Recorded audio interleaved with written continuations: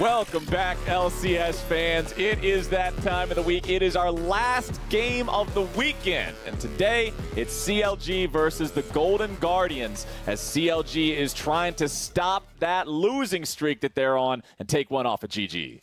They certainly are. And these two teams only have one win so far between them. So this game will determine, mirror, mirror on the wall, who's the freest of them all? Oh, no. I will say for CLG side, they have had some good level ones. They have gotten first blood in multiple games in these level ones. Smoothie here with the rel, flash, flip right over his back, boom, level 1 first blood for the team. They're starting off on the right foot. This one was a really intelligent bait too. They have Smoothie. Oh, I'm a helpless Alistar here in the pixel brush. Please come. And then they turn it right back around. Exactly. So that is a great start. It's just that after the start, they have had a very difficult time holding on to their leads because they haven't been able to follow these game plans through the mid game. Multiple reasons, lots of stuff going on in the side lanes. Meanwhile, on the other side for Golden Guardians, they have only really been plagued, I would say, by the Barons being snuck away from them. That's got to be the main number one on the top of the list. Achievable goals, back-to-back games. They had Barons just taken away while all members of Golden Guardians were alive. TSM did it to them. They sneak away the Baron. TSM comes back in that game. Dignitas then does it to them again. 3 members, DPS, they take it down, Baron in the bag, and they deliver another loss to the Golden Guardians. So that is, these are our first 2 steps for achievable goals for both these 2 squads. Heading into it, let's see, are CLG going to tie up Golden Guardians, or are Golden Guardians going to put some more separation between them and the bottom team? Yeah, CLG has got to keep things held together a little bit better once that clock hits 15 minutes. And then Golden Guardians needs to be very, very mindful. If there's not a ward in the Baron pit, let's get a ward in the Baron pit just to make sure. After 20 minutes, of course, I don't care as much. That's an easy checklist. Ward in Baron pit? No? All right. Keep it nice and simple. Nice and simple. Back when I remember back when I was actually trying to get Masters back in Season 6, I would go into every game with 1 goal, and for a whole week, my 1 goal was like, don't accidentally kill yourself at level 3. That's the goal, because I had done that like 5 games in a row trying to make a play, thinking I was a Chad, and I was just bad. As long as you have measurable goals, you're playing some League of Legends, my friend. Hell yeah. Twisted Fate, Olaf, Camille, Udyr, Renekton, and Rel all band away here in this game. Smoothie has been such a good rel. So many of these big combos, so many of these big moments for CLG have been off the back of Smoothie rel, so I really like that ban. Similar to last game, we're getting a first pick Gragas here. We expect it to go into the hands of Finn, but we need to reiterate, especially with 11.4 on the horizon, this is still a very good flex pick. This could go top or jungle or support. Okay, on the other side, Graves is not nearly as flexible of a pick. Will they lock him in here? Yes, they will. So Iconic piloting the Graves here in the jungle. Let's see what else they want to follow this one up with. There's still so much on the table, man. You only have 6 bans. There's plenty of top-tier picks here in the game. Yeah. Hovering over the Gnar here, going back and forth between a bunch of different top lane stuff. They already know what they think their opponent's top laner might be. Funnily enough, we did have a top Graves game actually this year, and we don't really see any reason to repeat it. Iconic is going to grab the Gangplank for his partner there. Niles and Iconic, as a Golden Guardians fans will know, coming from Maryvale together, they lock in each other's pick on Valentine's. How sweet. 2 of their most played champions. Niles, Gangplank main, so he knows exactly what Niles wants. He's going to want a Gangplank, and he also likes jungle attention near the top side, which Iconic has actually been one of the most heavy farming jungles, by the way. Lowest, or one of the lowest jungle proximities of a lot of the junglers, and Graves kind of fits right into that.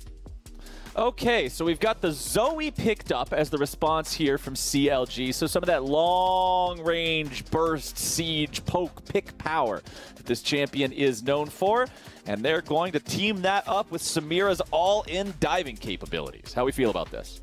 I feel pretty good. It's actually a combination that still leaves open the flex for support Gragas as well. So CLG they have been known to do some tricky stuff in picks and bans. And if they want to put a harder Gangplank matchup up there, Lucian would actually be one of them. So Golden Guardians, maybe taking that away out of their hands. Or actually flaunting it as it is one of the really good picks into Kai'Sa that we haven't seen too much. Yet so many AD carry players will always talk to me about, oh yeah, I'll just slam this guy with the Lucian. Next time they try and early pick the Kai'Sa. I really have yet to see it. So going into the Samira, any of those all-ins are still always a possibility, but Golden Guardians already looking pretty AD heavy with AD jungle plus Gangplank, so they're definitely going to want some AP threat there from a Blaze coming from the mid lane, and I would expect CLG to ban out some of the biggest offenders. Zoe doesn't have any hard counter matchups, so probably just go with the Blaze Olive generalist picks for mid, Syndra and stuff like that. Yeah, no reason not to in a situation like that. So let's see. The Nocturne's banned away from Griffin. The Malzahar banned out. Now there is one I was not expecting to see banned here this week. You can ult Zoe as she pops forward on the R, and it still sticks on her. So you can try and call a jungle or something like that. It's also very easy to operate and very annoying for Samira to play against. So I would say Malzahar is more of a team ban that they're banging away for team comp for them. And trying to enable Samira, because if you lock down the Samira with a Malzahar ultimate, that is going to stop everything they're trying to do with it. Plus Malzahar with the shield from his passive is actually really good into things like Gragas and Zoe that rely on those long-range pick potential abilities and kind of one-hits. Well, so far, Golden Guardians has nothing that can interrupt Samira at all. There's no hard CC on these first 3 champions. So yeah, okay. If you reduce her health bar to 0, she should stop spinning. As long as she doesn't have a Guardian Angel. We learned this the hard way in the LEC. But she should stop spinning. So at least now we do have one answer. It's not the most reliable answer. Scatter the Weak will be able to interrupt that one. The Syndra is locked in here for Golden Guardians. Yeah, I mean, that's what's going to happen when you don't ban it out like we were looking for in the ban phase for them, but, it's not like a super hard counter. It is good. I love, Scatter the Weak is pretty easy to land on Zoe because it is a straight shot, but you also have to dodge out on the Sleepy Trouble bubbles, so it definitely is a bit of a skill matchup there. I like the burst potential, though, and Scatter the Weak versus Samira is great. So definitely agree with the Ablaze Olive answer. We did see yesterday he was going a bit turbo with his Azir Shurima Shuffle attempts in the enemy team. And so you can definitely play Syndra a lot safer. Super long range with a stun. And we've got the Leona locked in here for CLG. I like this because it works really well with Samira, and with Nautilus and Alistar banned away, it's also the obvious team fight Samira counter pick in the support role that Golden Guardians would have liked to have for themselves. So it's a great for their comp, it's a good deny against the enemy team, and it looks like Golden Guardians will complete their roster here with a Galio in the support role. Is Syndra and Galio enough to repel Samira? I actually think CLG have some pretty good offensive tools here. You have so many options for engage. It's very easy for Gragas for Leona, and Zoe bubbles are always going to be fishing. Meanwhile, in Golden Guardians, this is mostly defense here, right? Who's going in with the Galio? You don't have a really good delivery for the Galio. It's mostly a defensive counter-engage Galio. Somebody's got to step up on the front lines to start this one out, or it's going to be hard for Golden Guardians to play, because generally when you're against Zoe, who constantly tries to throw out poke against you, you need some way in. But they're going to hold everything for Galio ult, barrel chains, Scatter the Weak when CLG try and engage on them, and Golden Guardians are going to try and get their victory that way. This could require some earlier setup on objectives, so we need to see them get priority over River very quickly with their control wards and try and get vision to set up for those objectives first. That makes this type of comp so much more effective. It's going to be really hard to play if they get behind, if they lose out on tempo or positioning, because face checking is really, really hard with that. Yeah, when you compare and contrast engage mechanisms, you've got one team that has a Gragas and a Leona, and the other team that doesn't have anything even close to those things. You've got a nice Syndra soccer ball kick with the Scatter the Weak that might be able to use to try to catch somebody slightly out of position, but true hard engage mechanisms are just not present for the Golden Guardians. You already brought it up talking about Galio. He's great for counter engage. Gangplank barrels, they're the same way. Gangplank ulti, bring it down on top of the team fight if they try to start it off. Great. But in terms of being able to decide for yourselves, this is where we fight, you can't do it very easily from a position of weakness. It's up to Golden Guardians to make sure they're playing this one strong right out the gate. But unfortunately for them, that has been what CLG has showed us so far, is that they can play the early game and develop leads. And just Teamfight 101, the first lesson you learn is the longer range team is the one that does not have the burden of engagement on you. Because if you're longer range, you just keep throwing out poke, and you can push them off objectives. You can gain territory. You slowly move up, and it forces the shorter range team to look for a lot of these all-ins. That's why priority on these objectives is going to be so big, because with the Zoe pick in mid, that she is so much different from the rest of the champs on CLG, with her low cooldown, being able to throw out these bubbles, should be what CLG need to have that extra factor. Now they don't have to rely on always going right into the barrel chains, into the Galio combination. I think they definitely have the possibilities of setting up first. Plus, I'm glad, keep setting up the Gragas flex. Boom, we get it.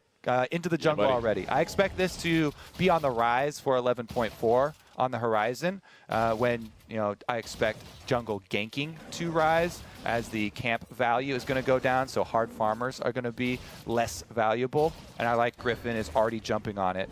Predator Gragas, you probably will start to see a lot more of this. Super powerful ganks. You want to get your boots really early, obviously, whenever you have Predator. So you can alter your clear path there, try and get those super early, but even without that, you can have highly effective early ganks with just the flash available. Niles just utilizing that incredibly frustrating laning pattern that Gangplank has. Prime up the Grasp of the Undying, point and click Q, and just continue harassing your opponent the entire time here on this Gangplank. Now, I like the fact that you brought up about the junglers with the tankiness and gank spamming coming up and being more of an important factor. I saw some similar takes on Twitter of people expecting the jungle meta to just turn into these champions that don't require a high economy to function well. You can always be a meatball. You can always just make plays for your team. So 11.4, it will be fun to see how that plays out. And let's see. Niles says, roses are red, violets are blue. Be scared, Finn. I'm about to top gap you.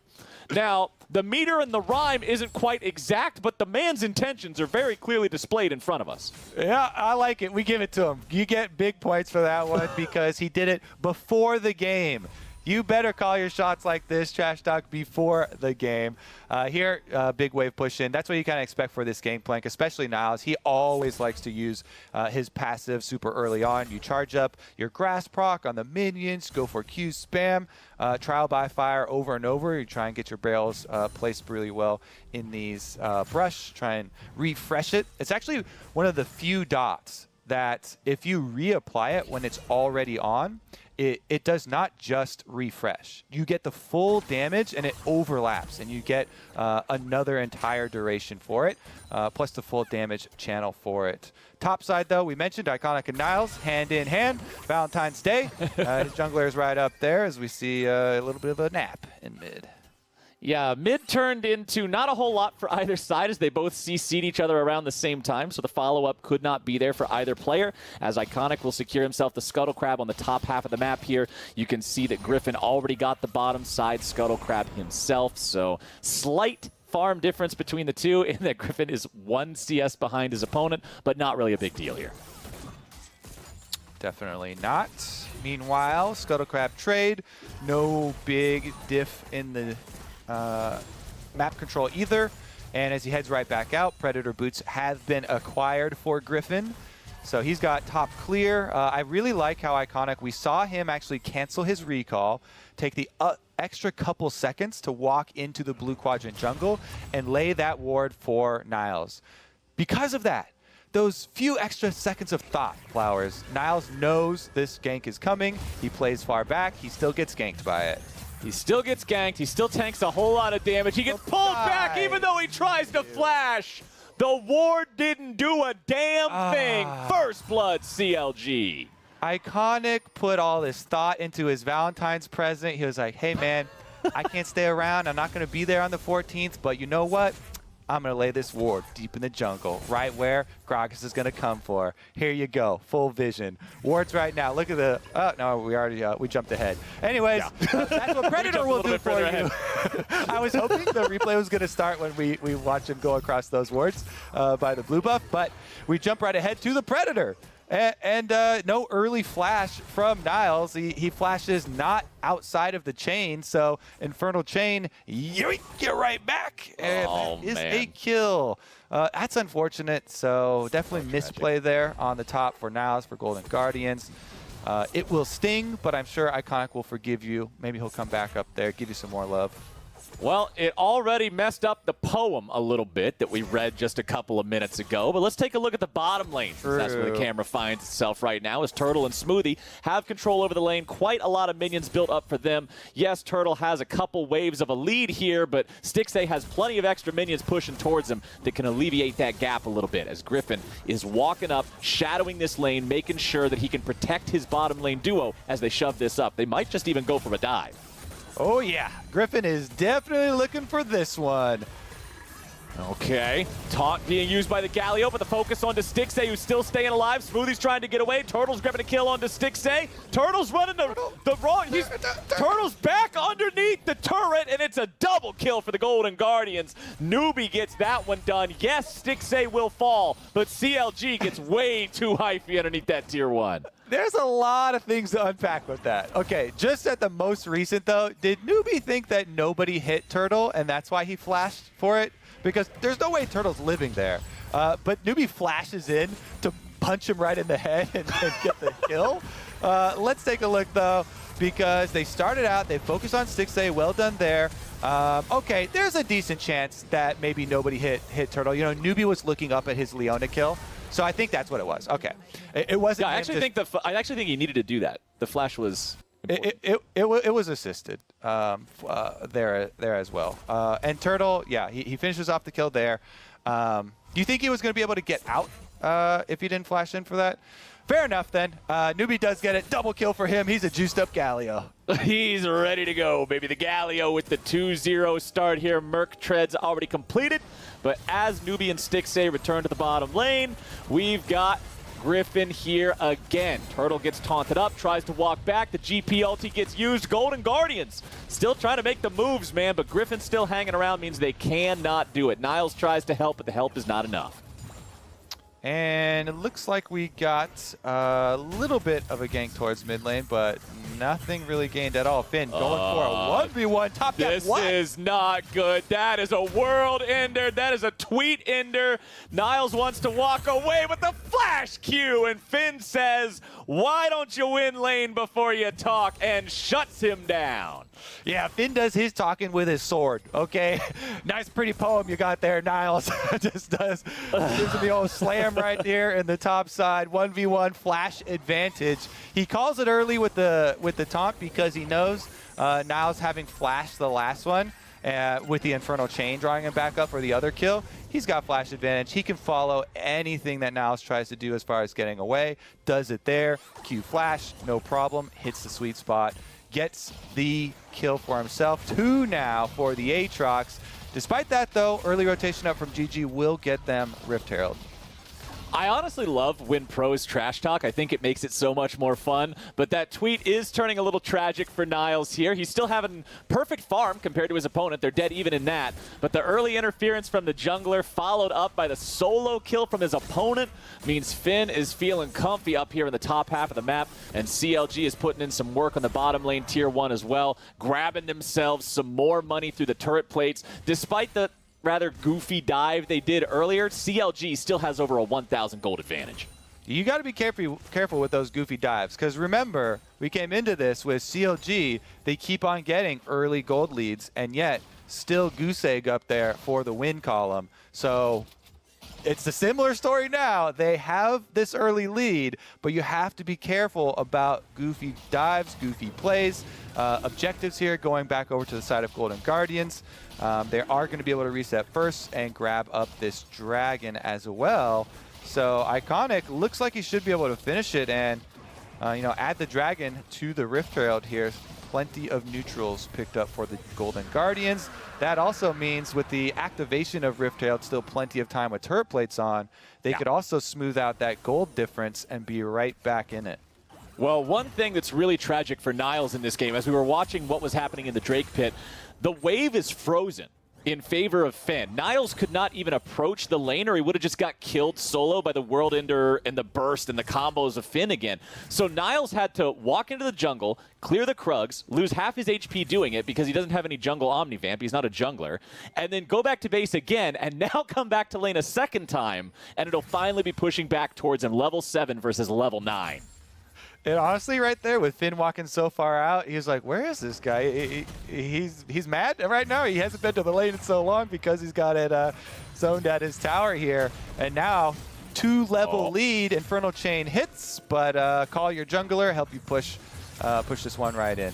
Okay, Finn goes in, grabs some fast damage, but with Iconic showing up, Niles will survive this one. Still down below half HP. They really want to get this minion wave shoved in. They cannot afford to have Niles sit in the Krug camp again for another 2.5 waves, waiting for this to reset. So good job there, Iconic rotating up, trying to help Niles stabilize things here a little bit, as CLG is coming back to the bottom lane. Tier 1 turret making a 4-man play this time. Stixay's getting away, Newbie's tanking it up, Griffin's still somehow alive. Wild Turtle falls again. CLG, you gotta stop doing these tier 1 dives. Yeah, Flowers, we needed a warning on the last one for the goofy dives there. How does Stixay get out of this alive? They spend flashes to get on him. Turtle has both summoners up right now. That was just such an instant turnaround. Keep a look at the peel from Newbie on Galio. Yeah, as Stixay, oh my god, what a beautiful ult. It was ult into flash there. Then they're able to lock him down. Newbie gets it. They teleport in Syndra as a Blaze Olive is able to get the counter here. Just really, really, really risky stuff for CLG now. They have already started to give back the gold lead. Top side of the map, Finn is thinking, okay, everything's fine, right, guys? Bottom side of the map is starting to catch fire, but the Aatrox lead is still intact. Okay, CLG, if they stop forcing these unforced errors, then they should be in a good spot. They're the ones forcing them. That doesn't count as a forced error. Well, yeah, they are forced errors. I'm sorry, my brain's turning to spaghetti after those 2 dives. That's my bad. Just drizzle some salsa. Usually on my brain, not. Usually it is called an unforced error because your opponents are not forcing you to make it. Right. So CLG needs to stop forcing these forced errors and just allow the natural advantages of the top side of the map to move forward. See, there's a reason you're the smart guy, man. You were telling me between the breaks, and I always say that stuff, but there's a reason I say it. You had a Galaxy Brain prediction, okay? You had a Galaxy Brain prediction on the Aatrox lock-in. I'm not letting you get off with that. All right. Your point is, though, they really need to right the ship on bottom side. They had such a big CS lead, such a big, tremendous bottom side advantage also to complement their Aatrox side, and they still have the big CS lead with these dives. And, that's one thing that does carry over. Even if you mess up the dive, diving on the big minion waves, they are denying Stixay the farm. And Turtle has been able to get to his shield bow, so he's a bit safer for some of the dive-ins. But they do need to coordinate these because a lot of CLG's comp, again, is about a Leona plus Gragas engaging for the Samira, setting them up with so much CC to pop off and really get a good ultimate and stick in there for the team fight.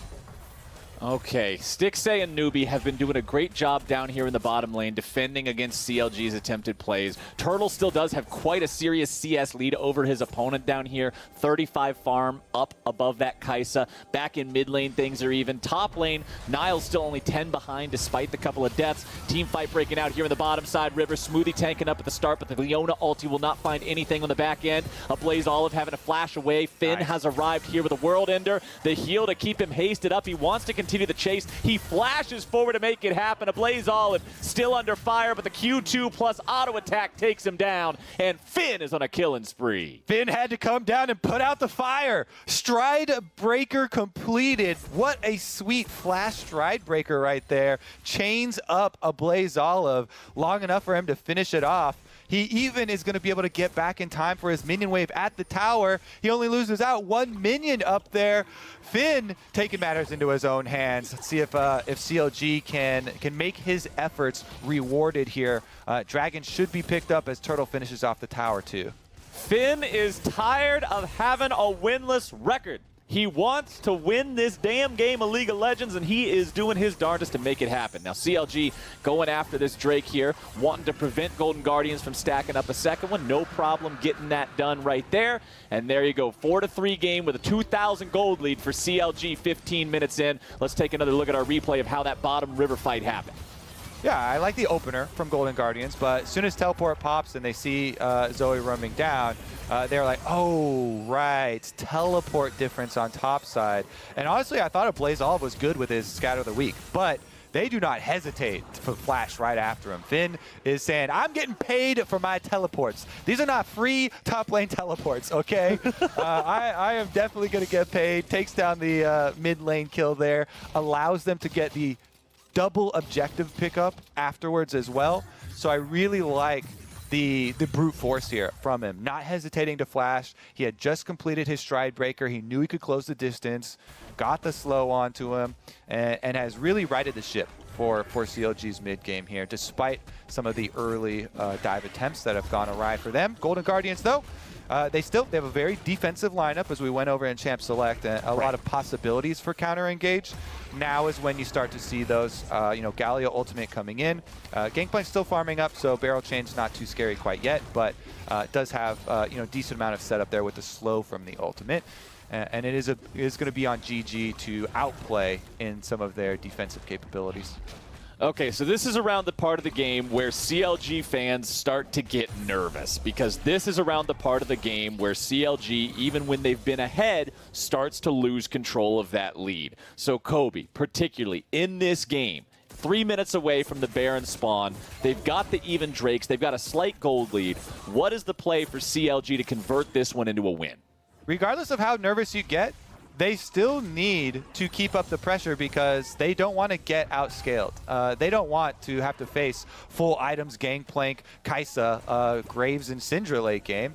It's going to be too much damage to deal with, even though they don't have a lot of CC setup. At that point, when you have that much damage, the threat of those long-range barrel chains, Syndra stun, and Galio ultimate is going to be enough for Golden Guardians. So yes, you get a little bit nervous with some of the early failed dives, but you still have to have confidence in your Gragas, in your Leona, and especially in Finn, and some of these flanks teleport opportunities for him, and continue to try and make these picks onto the Golden Guardian members while they are still spread out. Because if Golden Guardians get to group up, that's when, brush advantage and you have to walk towards them.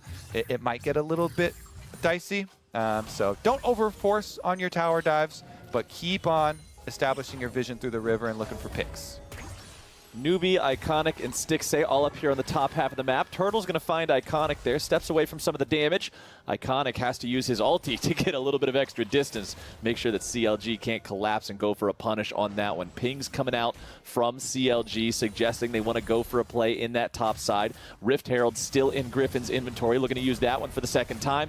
Newbie rotates over and just takes the blue buff to make sure that Finn can't get it on the steal attempt. TY4 leash. Thank you very much for the support, Galio, who's got 2 kills to his name, the kill leader on the team. I deserve the blue buff. Thank you very much, Finn.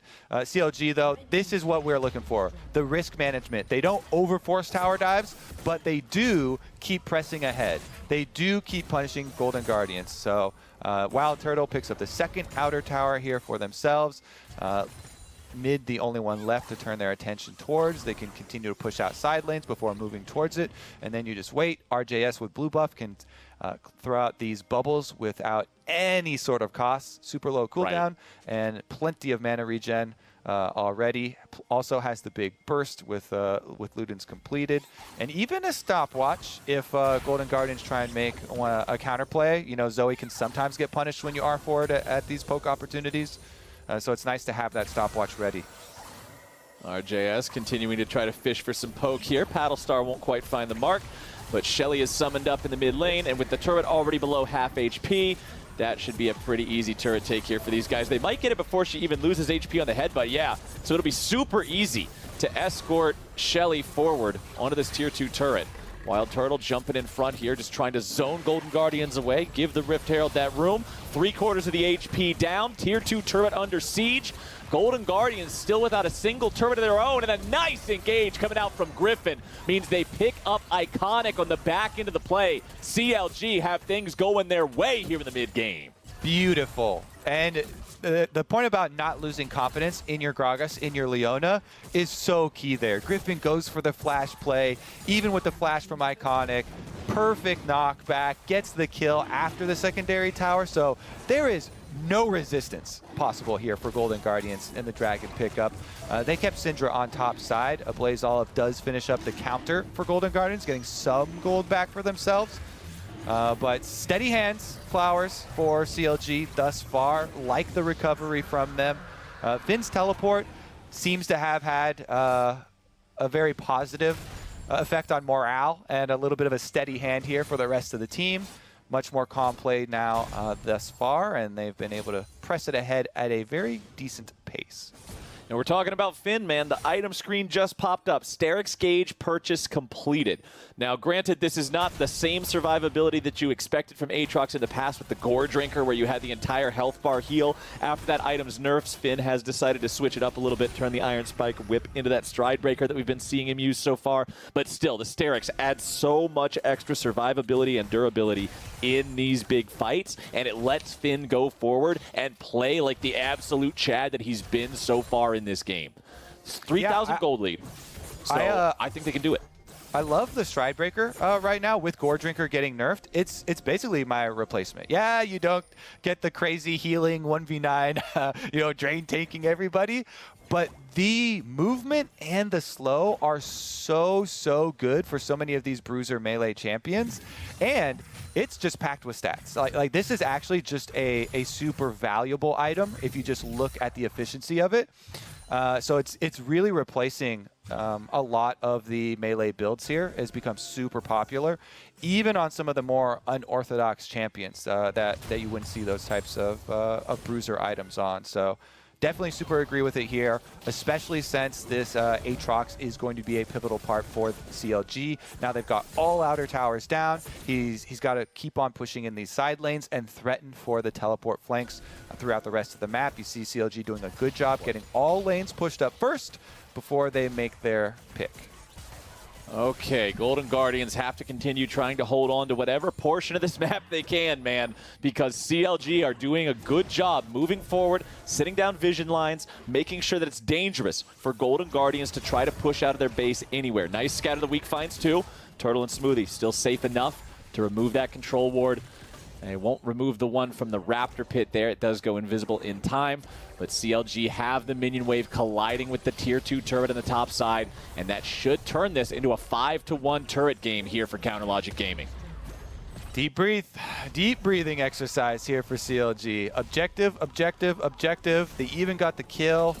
Really smoothed out this mid game. They don't want to let another one fumble past. Remember back to our checklist though, Flowers. Yes, sir. No ward on Baron. Get a ward on Baron, just in case, all right? The checklist is one box, and there's no check mark in it so far. So they've got wards all around the Baron. Oh, Smoothie! Smoothie. Nice. Get in there. All right. Okay. Get rid of that Human thing. wards count too. You can have a body. Human ward counts too. All right. We got a ward in the Baron pit. They know that there's not going to be anything going down up there. 2 minutes until this next Drake spawns. Golden Guardians, almost 4,000 gold behind their opponents, trying to shove out the waves a little bit of breathing room right now, Kobe. They're finally pushed out back towards the river again. They haven't seen water in about 10 minutes. Now they'll walk back through their own jungle and just continue trying to sweep out all this vision that CLG was laying down. It's a desert out there. Oh, he's falling asleep in the desert. Oh, Paddlestar coming in with the Leona follow-up, and Finn is already ready to go with the World Ender. Iconic gets out, half HP still remaining on him. Golden Guardians disengage that one, but it's once again CLG's jungle. Yeah, and it's really threatening too, because since CLG have vision hold over Baron, as Golden Guardians, this is the exact situation we did not want the Golden Guardians composition to be in. They're supposed to be the ones with the presence on objectives first, so that CLG would have to go to them and they wouldn't have to face check, given that they don't have very good bodies to go face check with. So they use the Gangplank ultimate for vision just to check that one attempt from CLG and make a nice counter punch here for themselves. See if they can actually finish it off, cash in on some gold. That would be very nice in trying to set themselves up for another fight, because they don't have to risk the game on the next dragon 30 seconds ahead of time, and they do have presence around it first, so you can look for your Syndra stuns, fish around. If one does not land, then try and disengage. Oh, the flank teleport. Oh. It is starting up here with the Aatrox moving in. Finn wants to cut off the escape route. Paddlestar's going down. Leona ulti coming through. Finn eating some damage and wants to disengage it. Griffin with a nice flash engage. Stixxay's under threat with the damage and CC follow-up as Turtle goes behind enemy lines and takes out the enemy marksman. Niles is trying to stand and fight, but good night. The boy is already gone, man. Double kill over the Wild Turtle. CLG pick up 3. That's going to be a completion, and Zoe gets to pick up all the flashes as well, get right back over to that Baron. 20 seconds left on Stixxay and 30 plus on the solo lanes for Golden Guardians. Means that it's going to be an easy dragon pickup here for CLG, setting themselves up for Soul Point, and they can easily return to a calm Baron bait at the moment. Plenty of wards around it for them. They actually don't have to rush it at all, since there are double teleports on the side of Golden Guardians that could quickly answer. They get their reset off first. Here's another look, though. I like the start. Finn playing it cautiously. He backs out, and then when Griffin goes in for the flash, he gets the Galio ultimate out immediately. And just keep your eyes on Wild Turtle. He went over to immediately swat down that Kai'Sa. Slaps him up with the Samira. They get double kill there quickly. Nice job working around the possible counter engage that Golden Guardians have from CLG here, given the multiple forms of engage they have. They go layer 1. Finn starts it out, does not commit. Griffin flashes in, gets the Galio ultimate down. They all disengage and then pounce as soon as it hits. All right, based on how this game is going so far, if CLG throws this game, there's been some sort of hex put on the organization, and they're just not capable of What are you doing? Are you doing it right now? I am not doing that. I am not doing that. Remember that CLG fans would tell you that you can't have too much faith. So we'll see. We'll see. It's 4,500 gold lead. They've got 3 Drakes compared to the 1. They're in a good spot. And it's 27 minutes in, so they've managed to maintain that hold on the game throughout that mid-game phase that's been so treacherous for them in the past. Spirit Visage now completed for Finn as well, recognizing that the AP damage from the Syndra might be the only thing that could burst him down through his tank ability, as the TP's showing up, but the TP's not in time. A Blaze Olive is already dead. Newbie tries to walk away, but he's stuck in the middle of everybody from CLG. Stixxay wants to go for an outplay, and yes, he makes it a 1-for-1. Importantly, he takes down the enemy jungler. So that means that if CLG does want to go for the Baron, they will not have the smite to secure it. Iconic is still alive here on the map. Finn says, I don't care about fighting 1v2, I'll take you both on. Zoning Niles and Iconic away while the rest of CLG are working on the Baron. RJS moving over to help Finn and make sure these guys can't do anything about it. Smoothie's down to 400 HP. The Gangplank ulti bringing Baron lower and lower, along with the DPS from the CLG players. Iconic still looking for an opportunity, an angle, some sort of a way to get in here, but the Baron is secured, and they get the follow-up kill on the Niles too. Finn cashing in for even more money. What goes better with more money than more money, Kobe? As Iconic is going to find himself killed off now, too, if he ain't careful. Q3 hits the mark. Finn runs away. World Ender's got the movement speed, and he is gone. Got to spend money to make money, baby. Finn is a Colossus, level 17. Niles was 15 when he died. I'm pretty sure he didn't get any more experience while dead, so he's got a 2-level lead on any Golden Guardians member. Finn is just hulking out in this game. Started off with a bubble here, though, from RJS. This one really well followed up there by Smoothie, and it is just good night to a Blaze Olive. So easy chase down from CLG. Really good heads-up play, though, for Stixxay. Veteran player. He focuses on the enemy jungler. He said, maybe I can give my team some sort of chance of stealing it away if I trade my life and take down Griffin. Not going to be the case, though, because Finn locks all doors. He's now level 18, maxed out. Holy I guess cow. The silver lining for Golden Guardians, Finn can't gain any more levels.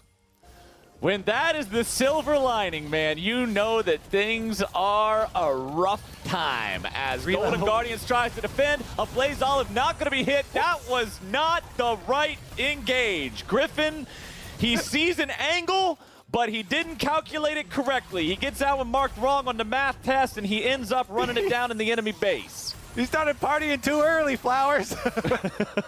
It is still early in the afternoon. Yeah, Finn is super strong, and you guys got Baron, but he went full steam ahead inside the enemy base, flashing forward, misses the ultimate, no combo there. Now CLG's Baron push is turned around on them, and Golden Guardians, how far will you chase?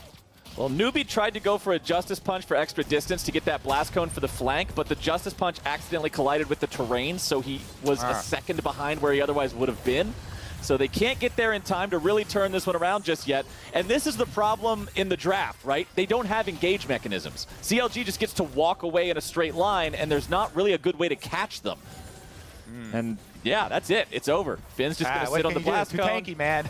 Oh yeah, he's too tanky. They just want walk to get away. Okay, well now they actually have caught him out, but he dashes over the wall. He was tanky enough to live through that one. Golden Guardian still sticking around. They know that there's 4 seconds left on that Infernal Drake, and it's Soul if Counter Logic Gaming gets it. It's kind of dangerous walking around, too. Nice little snare.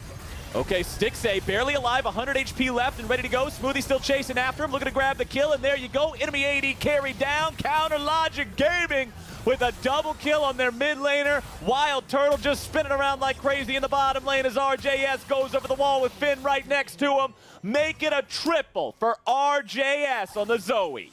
Make it a Dragon Soul as well. They can go back and pick up that Infernal, or they could end the game.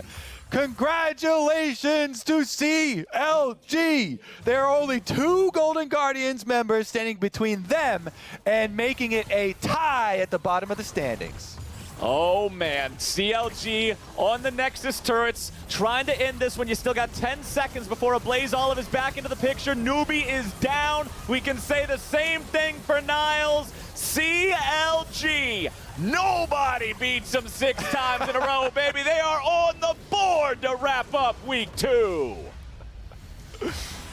This severely hurts CLG's chances of going 0-18. I'm glad that they will be able to break their loss streak. Finn here feeling pretty good about it. It looks like more relief from the team after the victory, though, than any sort of large celebration. Honestly, you know, that sort of feeling does build up when you have a loss streak like that, and so many things have been going wrong for this team.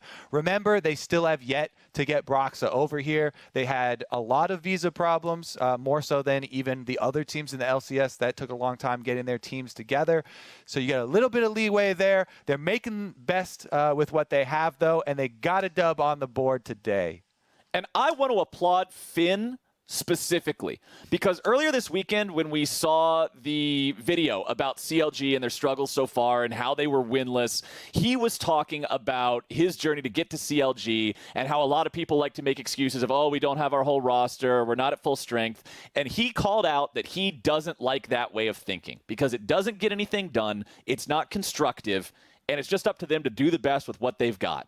And what they've got is a raid boss Aatrox who absolutely made the difference this game. So, Finn, if you find yourself watching the replay of this for whatever reason, hell yeah, man. Well deserved. That was a ton of fun to watch. CLG finally on the board, and that is our last game of the weekend here. We're going to a break right now, but once we are back, we will hear from Finn in our Verizon post-game interview. Don't y'all go anywhere.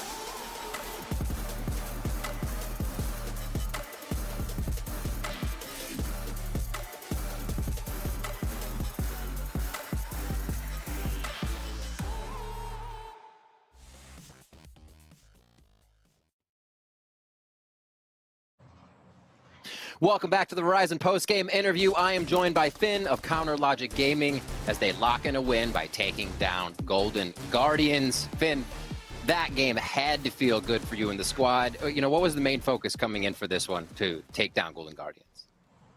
I just think for me this game, I tried to make sure that we always had a good plan. Like we never, I think one of our big problems last weeks and last games have been that we always try to like grab more. We got something and then we like take more, and that's like when we lose it. So I think like today we just took the drumsticks, you know, we didn't take the whole chicken. That's amazing. So was that a plan coming in? Was it step by step to make sure it was to get the win? Well, it's not really a plan, right? But I think today we just try to play our game and be calm and don't try to do more than we can. And we should be pretty good because I think like lane to lane, player to player, I think we're all better individually than most other teams. So as long as we don't go crazy, then we should be able to get control and win the game. It's funny you say that. We saw a bit of that gap this game. Did you happen to see Niles' tweet before the game? No. Okay, so Niles said, "Roses are red, violets are blue. Be scared, Finn. I'm about to top gap you." Oh, well, that's a bit embarrassing. Sorry, Niles.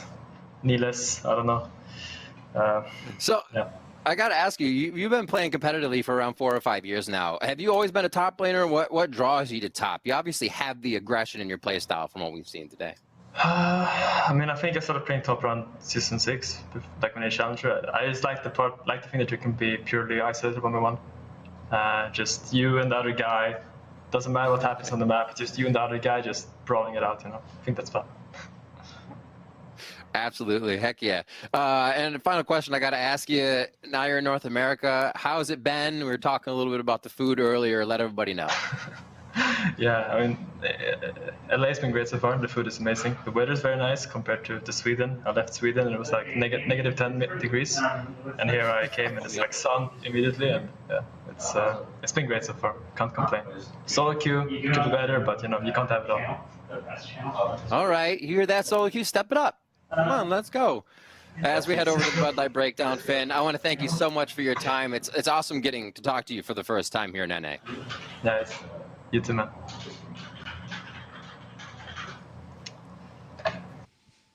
Solo queue or Sunshine? You can only choose one. But boy, what a game.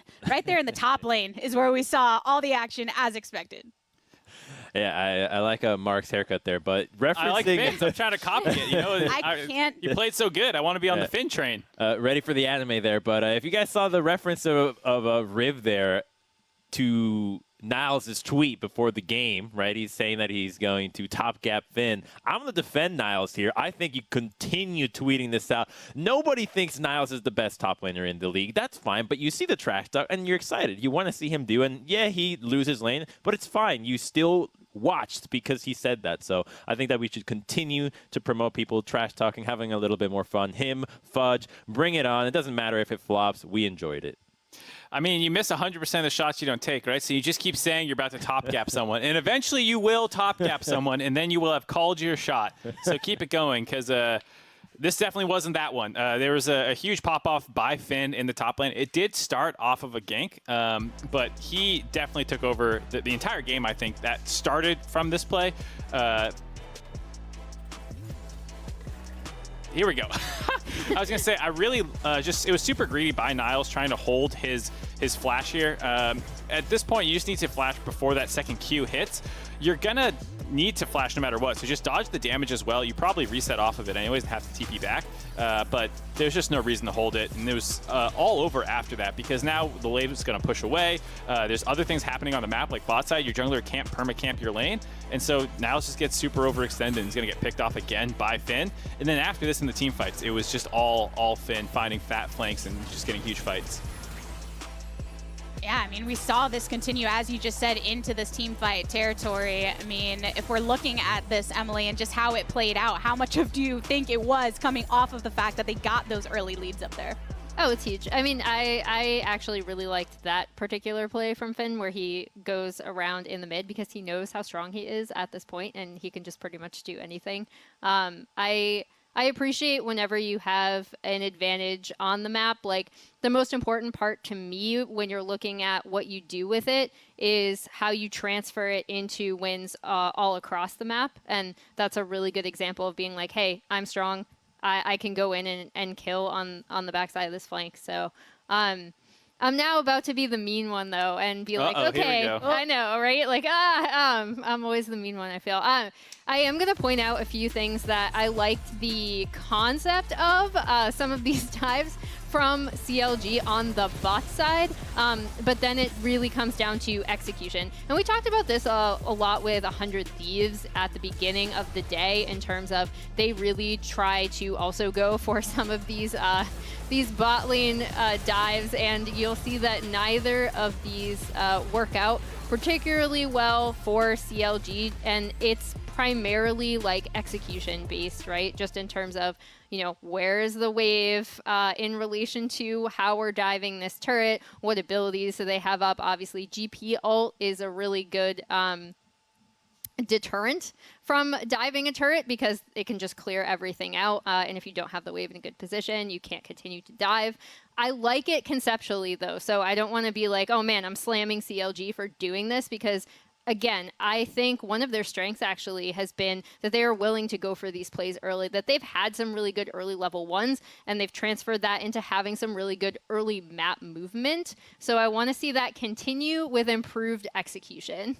So I think it's going to get better for CLG, too, because Griffin looked way better on Gragas here than his other more carry-oriented meta picks, and we're about to shift again into a more tank-oriented utilities jungle focus. So if Griffin can get more of these kinds of champions and just focus on helping his lanes out instead of getting himself as the primary carry, I think it's going to be a much better look for himself and the rest of the squad. So 11.4 could be a good patch for CLG.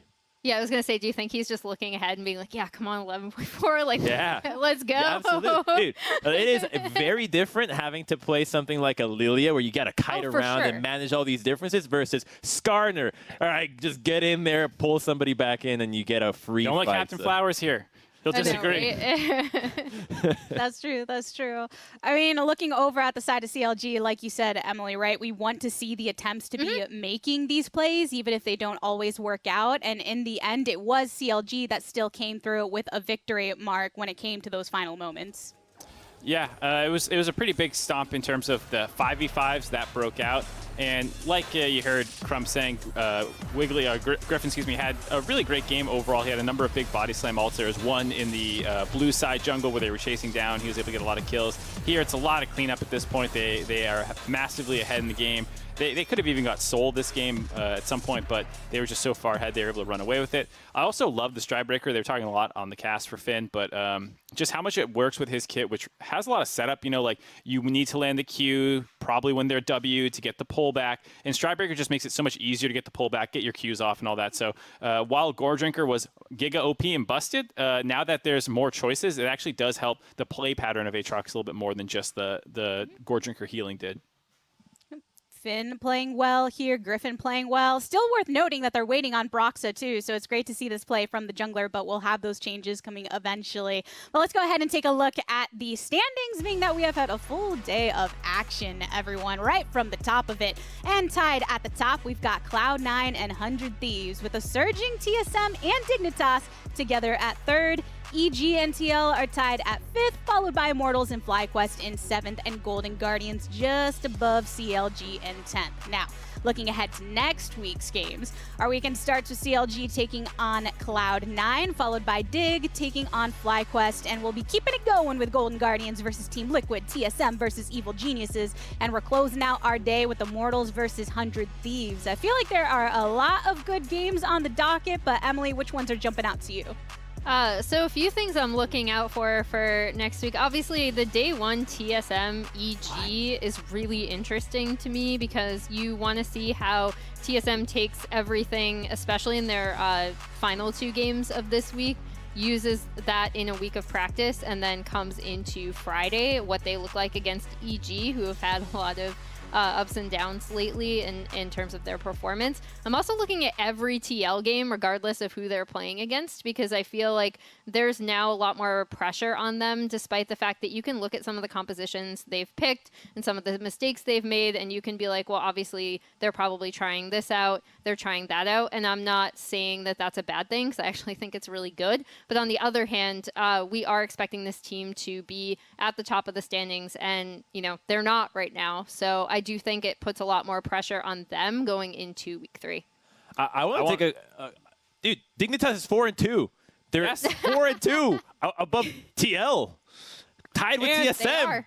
And Dardoch's just playing whatever his mouse lands on that day. If you tweet at him, you can probably pick Dardoch's champion for him if you tweet enough at him. So I'm just stoked to see what else Dignitas is going to pull out, as well as can this run continue? Someone start a 5,000 retweets to get him to play Twitch jungle or something. Jensen needs 5,000. Dardoch needs 3. You throw 3 retweets behind that, Dardoch's fine. You force my hand. Which didn't Team Liquid actually make it past the 5,000 for the Jensen? We're going to see an Annie. Yeah. Yeah, we should be seeing an Annie coming up in the future. And with our 3-day week, it's a nice quick turnaround. So we'll all be keeping our eyes on that. We do have one final piece of business, though. So let's toss it over to Captain Flowers and Kobe to award the MasterCard Player of the Week. It is that time here yet again. MasterCard Player of the Week awarded to a player that went above and beyond and wasn't just a part of the reason the team was able to win, but absolutely instrumental in getting those dubs. And this week, it goes over to TSM and it goes over to Power of Evil. Congratulations, Tristan. Really good performances from him. Everybody's going to think back to this Azir sweep. 14 minutes into the game versus Team Liquid. Huge play from him, but I also really want to shout him out for a lot of his teleports. He used so many teleports for teammates in the games this weekend. We saw it today. We saw it yesterday. He TP'd for Huni. He TP'd for bottom lane. He definitely is getting out there and trying to help the rest of the map, in addition to bringing his carry force from the mid lane that people are so used to.